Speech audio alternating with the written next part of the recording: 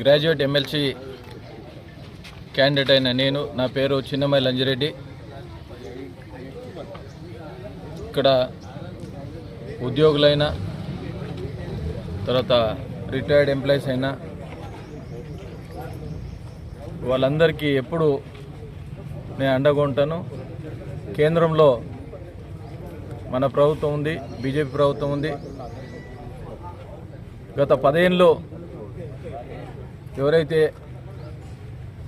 BRS ప్రభుత్వం ఉందో, ఏవైతే కరెక్ట్ హామీలు నెరవేర్చలేదో దానికి అదనంగా నెరవేర్చని హామీలు కాంగ్రెస్ ఇచ్చి 1 ఇయర్లో వాళ్ళ పరిస్థితి మీరు చూస్తూ ఉన్నారు.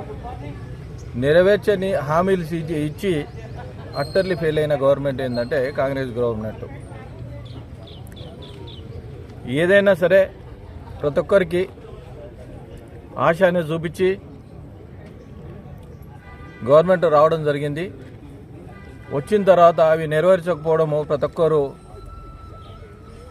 నీళ్ళకి చేప తీసి బయట ఏ విధంగా వేస్తారో ఆ విధంగా గవర్నమెంట్ నడుస్తూ ఉన్నది.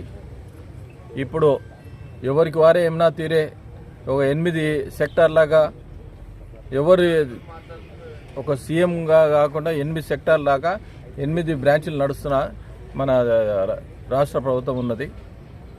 ఒకటి ఏంటంటే, ఈ ప్రభుత్వానికి నిరుద్యోగుల మీద ఎవరైతే ఇచ్చిన కమిట్మెంటు, నేను చేస్తామని కమిట్మెంట్ ఎక్కడ కూడా ఇంప్లిమెంటేషన్ చేస్తలేదు.